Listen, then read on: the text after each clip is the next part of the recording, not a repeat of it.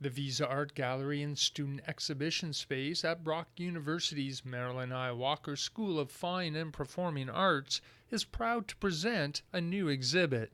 The exhibition today, Translations, is a student invitational photography exhibition. What I did with this show is invited several students to show specific pieces of work, some from coursework and some that they've been doing on their own. This show is a cross-section of students at both the beginning and graduating level. Well, I realized that a lot of the exhibitions that I've organized in the past or that we have had are based on specific coursework or an assignment. And this one provided a bit more freedom for the students to see their work in a context that maybe they didn't entirely envision, which often happens in a professional setting when an art gallery is inviting artists to come together for a group show. You won't always understand how the work will be presented.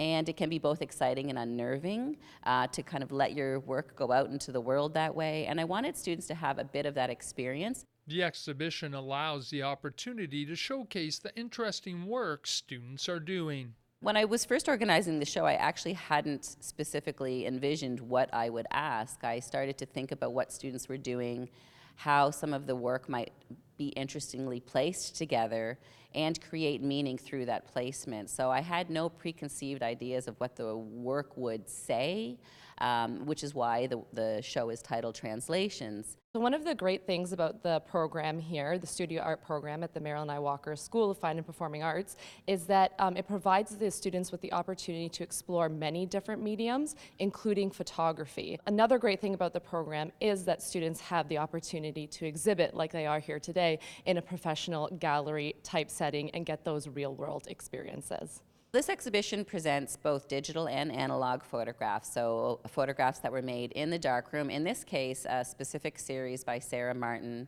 are solarized portraits. So she used a film negative of a self-portrait and she reproduced that same portrait multiple times.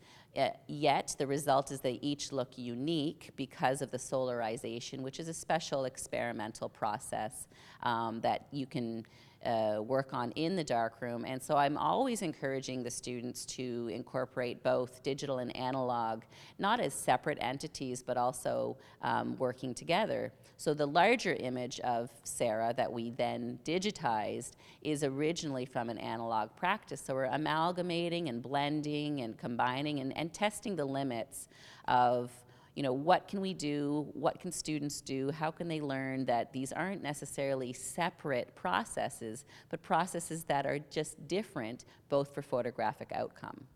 At the MIW, we have over 70 events that occurs on a yearly basis. It really complements the day-to-day learning that goes on in our facility, you know, from monthly art exhibits, theater performances to weekly recitals and guest speakers. We have we programmed a variety of events that really connects with our diverse student base.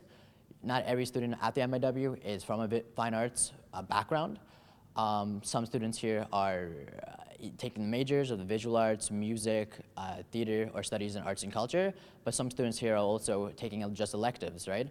So we find it very important to have a variety of events that is very inclusive and collaborative with our students. Translations will be on display until January 31st. In Niagara, you're watching The Source.